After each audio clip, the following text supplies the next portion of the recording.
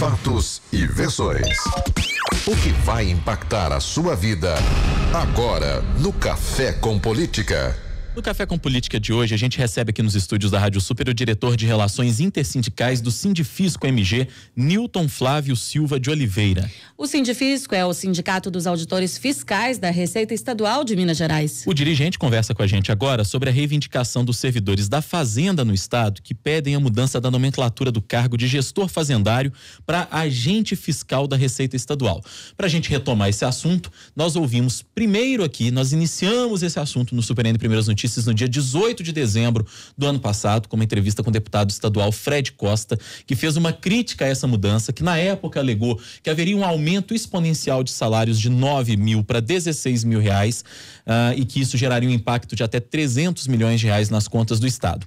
Pois bem, anteontem nós recebemos aqui, no mesmo espaço, no Café com Política, o presidente do Sinfasfisco, que é justamente o sindicato responsável pelos gestores fazendários, e que ele rebateu essas informações repassadas então no dia 18 de dezembro pelo deputado estadual Fred Costa. E agora a gente continua abordando esse assunto que pelo jeito está gerando uma grande polêmica, trazendo, como disse a Carol agora há pouco, o diretor de Relações Intersindicais do Sindifisco MG, o Newton Flávio Silva de Oliveira. Newton, primeiro é um prazer recebê-lo. Bom dia, bem-vindo aqui à Rádio Super.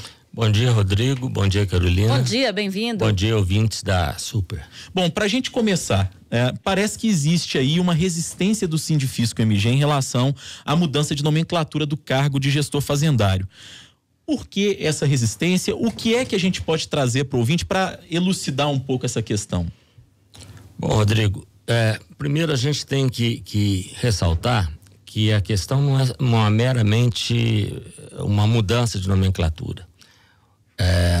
A questão é mais profunda que isso. Nós temos duas carreiras no grupo de tributação, arrecadação e fiscalização da Secretaria da Fazenda, que uma é a que eu represento como dirigente sindical, que é o de auditor fiscal da Receita Estadual, e a outra é do gestor fazendário. Bom, por definição de lei, os auditores fiscais têm poder de polícia. O que é poder de polícia? Vamos tentar exemplificar isso para o ouvinte para ficar menos árido. Se você for ao supermercado e chegar lá e pegar uma carne verde, estragada e tal, você fiscaliza isso, você olha, vê que ela está irregular, mas você não pode apreender, você não pode fazer nada. Você tem que pegar o telefone, ligar para o fiscal do IMA, que é o fiscal de postura de alimento, essa coisa toda, para ele poder fazer a apreensão, fazer o trabalho.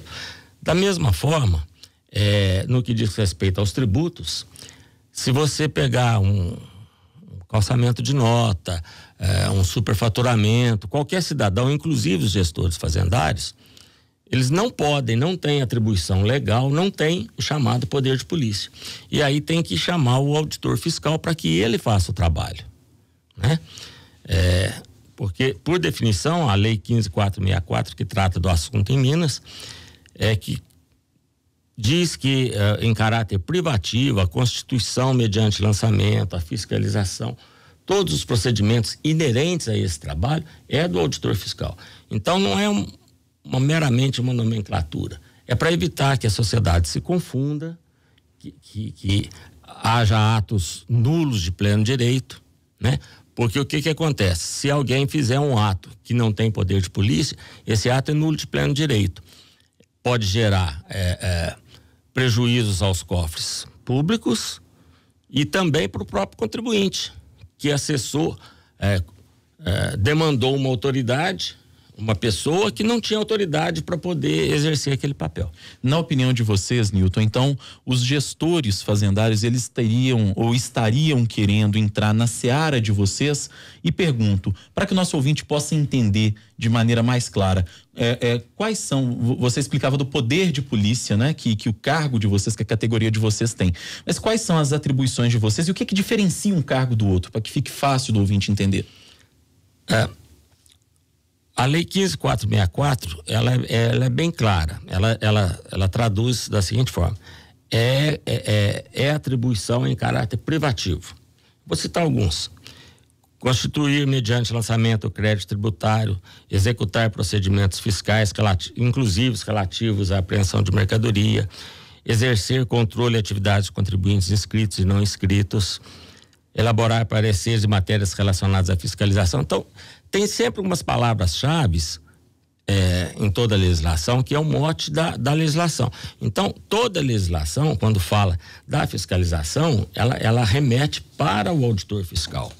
Já o gestor fazendário, ele faz controle de processo de arrecadação, controle administrativo, estudos de elaboração de legislação. É um serviço mais administrativo, digamos, isso. Mais de bastidores. E eles têm uma importância fundamental, e aí a gente reconhece isso. Nós temos amigos naquela categoria, são pessoas laboriosas, sérias, comprometidas com o serviço público.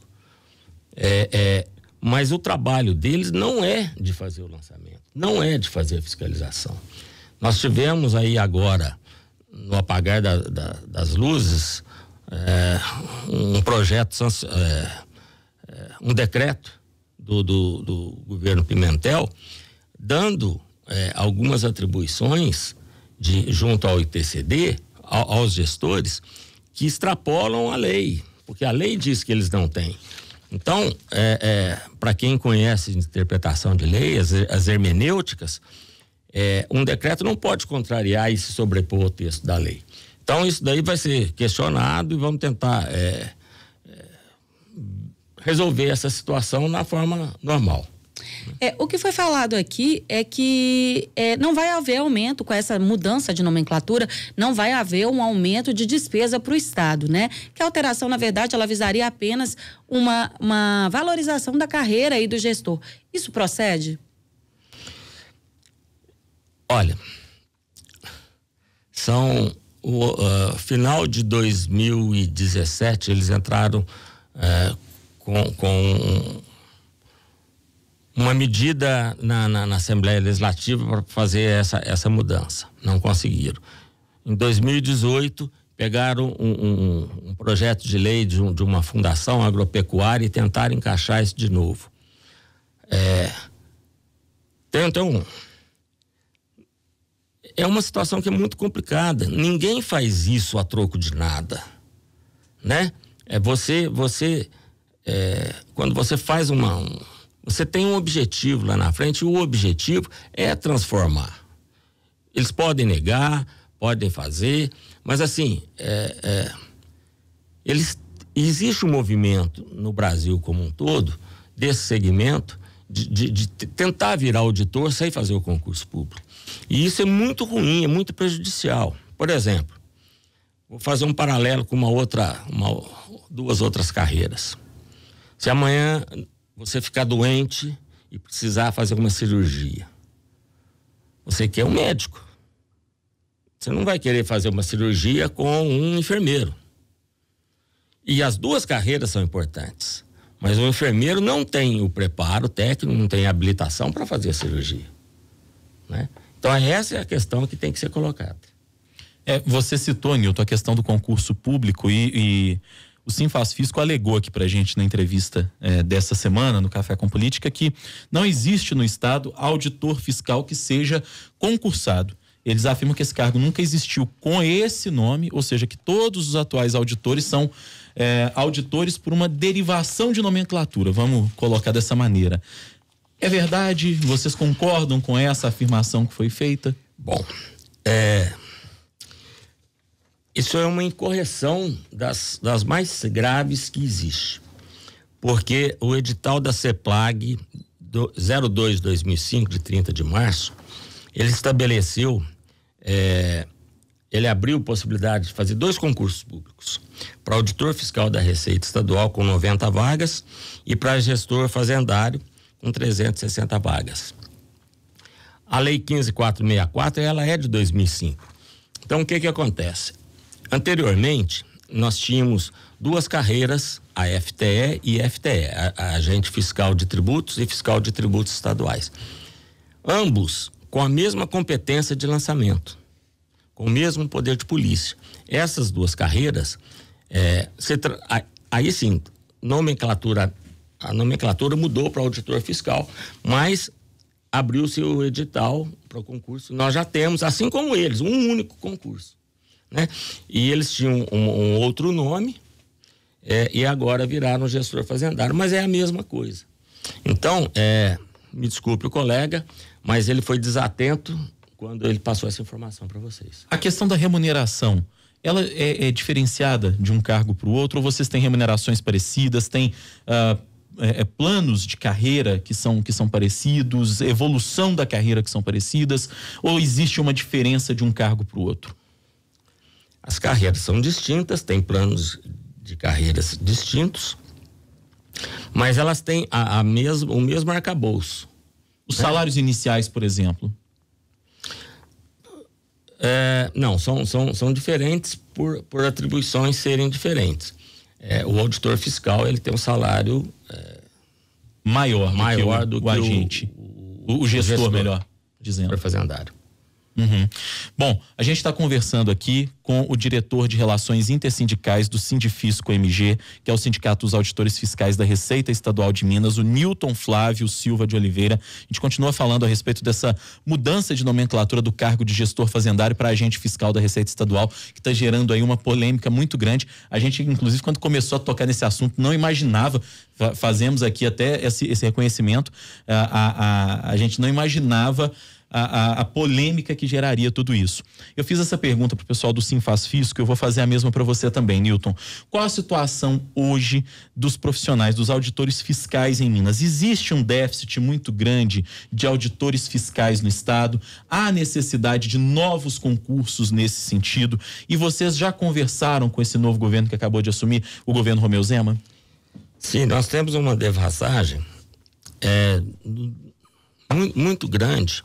E com os contatos que a gente teve com o novo governo, tanto com o doutor Matheus Simões, que conduziu a transição, quanto o doutor Gustavo Barbosa, que é o novo secretário, nós tivemos um contato com ele antes dele tomar posse, a gente trouxe essa preocupação, porque 30%, mais de 30%, 31%, 32% do nosso efetivo está em condições de aposentadoria, que a gente chamou de aposentando. Nós podemos, ou já tem condições plenas de aposentar, ou podemos aposentar ao longo de 2019. E isso é muito preocupante. Até porque a reforma previdenciária vem aí e de repente, com as condições e normas que vierem, pode haver uma debandada para a aposentadoria. E nós levamos essa preocupação e sobre a necessidade de um concurso público e tal, mas existe um impedimento da lei de responsabilidade fiscal. O Estado está em situação complicada e isso precisa de ser contornado de alguma forma ou ser superado para que possa haver o concurso público. A gente entende dessa forma. E sem o trabalho de vocês, a gestão fiscal do Estado, inclusive, fica muito comprometida, né? Sim. A Secretaria da Fazenda, e aí cabe um esclarecimento, ela tem níveis de atendimento, programa, planejamento e tal. E dentro do planejamento, a carteira que é atribuída ao controle das delegacias fiscais onde os auditores estão lotados, elas trabalham com 80 e poucos % da receita, né? Então, os grandes contribuintes estão todos com a gente no que a gente chama de monitoramento, de acompanhamento e tal, né? Fora o trabalho de fiscalização e lançamento, que eu quero ressaltar que ele é muito importante. Hoje nós temos uma tendência na Secretaria da Fazenda, como na Receita Federal, de autorregularize, de abrir oportunidade para a pessoa fazer. O autorregularize que a gente implantou recentemente é mais ou menos nos moldes da Receita Federal, que você faz lá o seu imposto de renda, aí tem um erro e ele manda para você, olha, o seu filho extrapolou a idade, aí você vai lá e corrige, é o autorregularize. Aqui na Secretaria de Estado da Fazenda a gente também tem isso. Mas, por outro lado, o trabalho do lançamento, da fiscalização, do combate à sonegação é importantíssimo, porque não existe um quadro de plena regularidade, né? Nós estamos vendo aí as operações contra a corrupção e tal, e só para exemplificar, e toda a corrupção, ela só pode acontecer nessas operações Lava Jato e tudo, porque existe sonegação, né? É a forma como eles conseguem extrair o dinheiro para poder levar lá. Então, esse trabalho é importantíssimo. A gente não pode negar que isso tenha que ser feito, né? Tá. E agora, em meio a tantos problemas enfrentados, que o senhor mesmo já falou aqui no decorrer da entrevista, nessa semana teve aí circulou, né, falando que algumas unidades fazendárias elas podem ser fechadas por conta por corte de despesas do governo Zema. Como é que a categoria vê isso? Como é que o Sindifisco, o que ele pensa sobre o assunto, sobre isso? Como é que vai ser feito então daqui para frente, se isso realmente acontecer? Bom, vamos pautar pelo que se tem. Qualquer alteração na estrutura, ela tem que ser feita em função de lei. Então, o governo tem que pegar um projeto e mandar, olha, vou fechar tal unidade, vou abrir tal unidade, vou transformar tal unidade. Então, tem que ser em função de lei. Isso não existe. O que existe é uma ordem do governo Zema de enxugar cargos comissionados, né? Diminuindo então esses cargos. Ao que a gente sabe, algumas administrações fazendárias de terceiro nível, que é aquelas de cidade menor, elas não terão o cargo comissionado, né? Mas elas estarão presentes, elas continuam existindo, né? Ela só não vai ter o chamado chefe de administração fazendária. E outras unidades talvez até atinjam também delegacias, porque nós temos estrutura de delegacia fiscal de trânsito e tal. Então pode ser que aconteça alguma situação nesse sentido.